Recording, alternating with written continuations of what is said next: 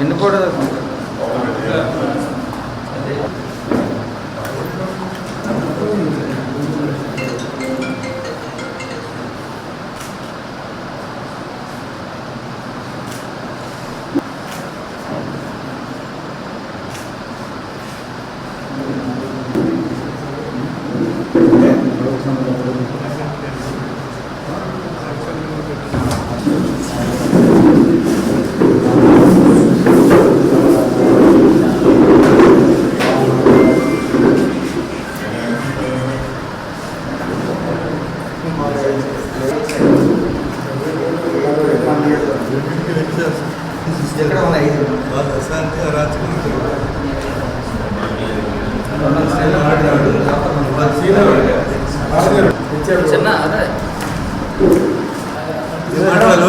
అలాగే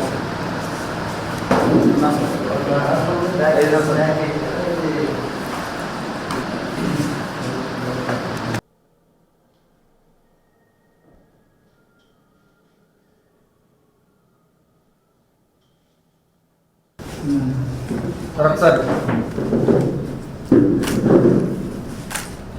ఇప్పుడు కనిపించి లోక అదే మేము పడుతున్నాం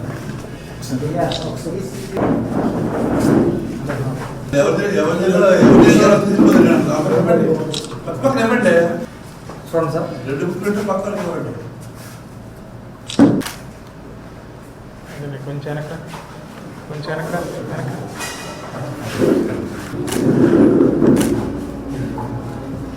ఓకేనా ఓకే బాబు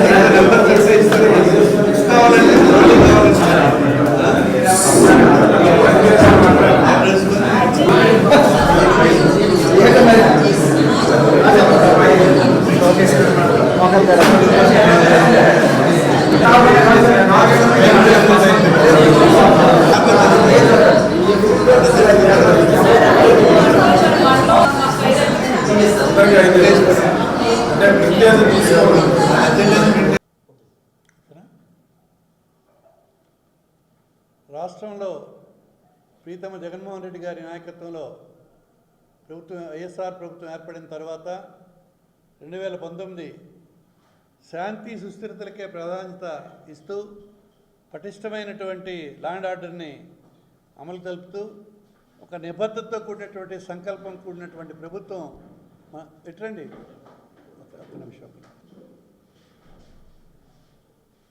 ప్రభుత్వం మనం గతంలో ఒక సత్సంకల్పంతో పరిపాలన సాగే విధానం మనం చూసాం.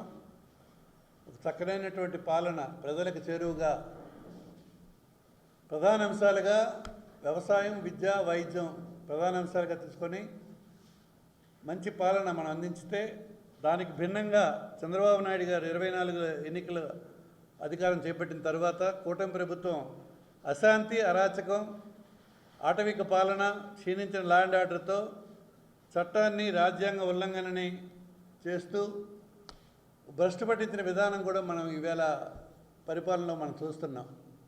స్పష్టంగా రెండింటికి భేదం మనకి క్లియర్గా కనిపిస్తుంది. అలాగే మనకు అధికారం ఉండేటప్పుడు అధికార వికేంద్రీకరణ, 3 రాజధానులు అని చెప్పి అన్ని ప్రాంతాల్లో అన్ని జిల్లాలు కూడా అభివృద్ధి చెందాలి, కేవలం పరిమితమైనటువంటి ఒక ప్రాంతానికే అధికారం ఉంటూ ఆ అభివృద్ధి కేవలం ఒక అమరావతికే కాకుండా ఇతర ఉత్తరాంధ్ర ప్రాంతం అయినటువంటి విశాఖ రాజధానిగా, అలాగే రాయలసీమ మరి కర్నూలు రాజధానిగా వికేంద్రీకరణకు మనం ఎక్కువ ప్రాధాన్యత ఇచ్చాం. దానివల్ల అన్ని ప్రాంతాలు అభివృద్ధి చెందుతాయి. వెనుకబడినటువంటి ప్రాంతాలు అయినటువంటి ఉత్తరాంధ్ర కానీ, వెనుకబడినటువంటి రాయలసీమ కానీ అభివృద్ధి చెందడం ప్రధాన ధ్యేయంగా అన్ని జిల్లాల్లో కూడా అభివృద్ధి సాగాలన్నటువంటి లక్ష్యంతో వికేంద్రీకరణకి ప్రాధాన్యత ఇచ్చిన నాయకుడు మన ప్రీతమ జగన్మోహన్ రెడ్డి గారు. పారదర్శకత, వినూత్నమైనటువంటి విప్లవాత్మకమైనటువంటి విధానాలతో ఇంటింటికి సేవలు, గ్రామ స్వరాజ్యం. ఒకనాడు గాంధీజీ కలల కన్నా గ్రామ స్వరాజ్యం మన పాలనలో సచివాలయ వ్యవస్థ ఏర్పాటు చేసి ప్రజలకు అన్ని సౌకర్యాలు మరి గ్రామాల్లోనే కల్పిస్తూ రైతు భరోసా కేంద్రాలు కానీ, వెల్నెస్ సెంటర్లు కానీ, సచివాలయ వ్యవస్థ కానీ అన్నీ కూడా ఒక మంచి పరిపాలన అందించడం జరిగింది. మరి విద్యకు కూడా నాడు నేడు ద్వారా విద్యను సమూలంగా మరి మార్పులు చేసి ప్రతి ఒక్క విద్యార్థి బాగా చదువుకోవాలి. ఆంధ్రప్రదేశ్ విద్యార్థులు ఎటువంటి పోటీ పరీక్షల్లో కూడా మరి తట్టుకునే విధంగా ఇంగ్లీష్ మీడియంలోనే వారికి విద్య నేర్పుతూ అందులో కూడా అత్యంత మోడర్న్ విధానం ల్యాప్టాప్లు కేవలం 8th క్లాస్ పిల్లలకు కూడా అందించే విధంగా మరి గతంలో మనం పరిపాలించే విధానం మనం చూసాం.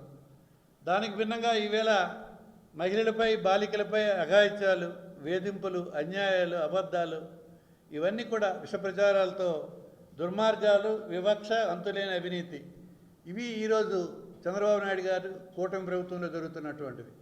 వ్యత్యాసం క్లియర్గా ప్రజలకు కూడా కనిపిస్తుంది. కేవలం ఒక్క సంవత్సరంలోనే స్పష్టమైనటువంటి తేడా రెండు పార్టీలకి, మన పార్టీకి వాళ్ళ పార్టీకి తేడా కనిపిస్తుంది. ఇవన్నీ కూడా ఈ సంవత్సర కాలంలో జరిగినటువంటి మరి పాలన దాన్ని పూర్తిగా మనం ప్రజలు తిరస్కరించడం జరుగుతోంది. మరి అలాగే విద్య, వైద్యం, వ్యవసాయం, మహిళాభ్యున్నత ఇవన్నీ కూడా అర్హులందరికీ అన్నీ అందాలి. వివక్ష లేనటువంటి రాజకీయ వ్యవస్థ రావాలి. మరి వివక్ష లేనటువంటి పారదర్శకమైనటువంటి పాలన అందించాలని చెప్పి జగన్మోహన్ రెడ్డి గారు ఆనాటి నుంచి కూడా మరి కొంత కేడర్కి పక్కన పెట్టైనా ప్రతి ఒక్కరికి మేలు చేరిన లక్ష్యంతో ప్రజల్ని దృష్టిలో పెట్టుకొని మరి అర్హత కలిగిన ప్రతి ఒక్క పేదవాడికి కూడా సంక్షేమ ఫలాలు అందే విధంగా చేసినటువంటి పాలన ఆనాడు అత్యంత చక్కగా పాలన జరిగింది. మరి ఆనాడు నష్టం జరిగితే కార్యకర్తలకి అలాగే నాయకులకి జరిగిందే తప్ప ప్రజలకు ఎక్కడా కూడా మరి అన్యాయం కానీ, ఇబ్బందులు కానీ జరగకుండా చక్కనైనటువంటి పాలన ఆనాడు 19లో జరిగింది. దానికి భిన్నంగా ఈవేళ కేవలం నాయకులకి, పార్టీ తెలుగుదేశం నాయకులకి, కూటమి ప్రభుత్వ అధికారంలో ఉన్నటువంటి అధికార జనానికి, వాళ్ళ తెలుగుదేశం నాయకులకి, కార్యకర్తలకి వాళ్ళకి ప్రయోజనం కలిగే విధంగా ఇసుక, ఫ్రీ ఇసుక అని చెప్పి దాని ద్వారా ఎమ్మెల్యేలకి భారీ ఎత్తున ఆదాయ వనరుగా మార్చినటువంటి వైనం, తెలుగుదేశం కార్యకర్తలకు ఉపాధి కల్పించే వైనం. మరి ఇలాగా తీసుకుంటే మద్య పాలసీలో గతంలో మనం చెప్పినటువంటిది తప్పుదోవలో చూపించి ఆనాడు పేదవాడికి మద్యం దూరంగా ఉండాలి, దాని రేట్లు పెంచి వాళ్ళకి అందకుండా చేయాలన్నటువంటి లక్ష్యంతో ఆవేళ మరి మన నాయకుడు చేస్తే దానికి భిన్నంగా ఇంటి వీధిన ఇప్పుడు బెల్ట్ షాపులు పెట్టి మరి చౌకబారు మద్యం ఇస్తూ అందరికీ అందుబాటులోకి మద్యం బాగా తెచ్చారు. ఇప్పుడు మంచినీళ్ళు కొరత ఉందేమో కానీ మద్యానికైతే కొరత లేదు. ఇటువంటి పాలన ఈవేళ చూస్తున్నాం. ఈ సంవత్సర కాలం పాలన జరిగింది. దాని మీద అన్ని వివరంగా ఈ బుక్లెట్లో మరి ఒక పుస్తక రూపేణ ఇవ్వడం జరిగింది. ఇది మన కార్యకర్తలు, మన నాయకులు దీన్ని చదువుకొని గ్రామాల్లో మరింత ప్రజలకు చైతన్యపరిచి మంచి వ్యవస్థ రావాలి, న్యాయమైనటువంటి పాలన జరగాలి. దానికి అనుకూలంగా ఎప్పుడూ వైఎస్ఆర్ పార్టీ ప్రతిపక్షంగా, ఒక బాధ్యత కలిగిన ప్రతిపక్షంగా వైఎస్ఆర్ పార్టీ ఉంటుంది. ఇప్పటికైనా మేల్కొని ప్రజలందరికీ మేలు జరిగే విధంగా మీరు పరిపాలిస్తే బాధ్యత కలిగిన ప్రతిపక్షంగా మేము అండగా ఉంటామని తెలియజేసుకుంటూ, మరి మీ తాలూకా తప్పుడు విధానాలకి చివరికి సుప్రీంకోర్టు కూడా మీకు మొన్ననే తీర్పు చెప్పింది. కొమ్మినేని గారి అరెస్ట్ని తీవ్రంగా వ్యతిరేకిస్తూ అది తప్పు అని చెప్పి మీకు చెంపలేపు తగిలింది. ఇది ఒక స్టేజ్ వరకే ఎవరికైనా సహనం ఉంటుంది. కోర్టులు కూడా ఇవాళ ఇచ్చినటువంటి వైనం మీరు చూశారు. కొమ్మినేని గారికి చేసిన అరెస్ట్ని పూర్తిగా ఖండిస్తూ వెంటనే విడుదల చేయాలని చెప్పి కూడా చెప్పడం జరిగింది.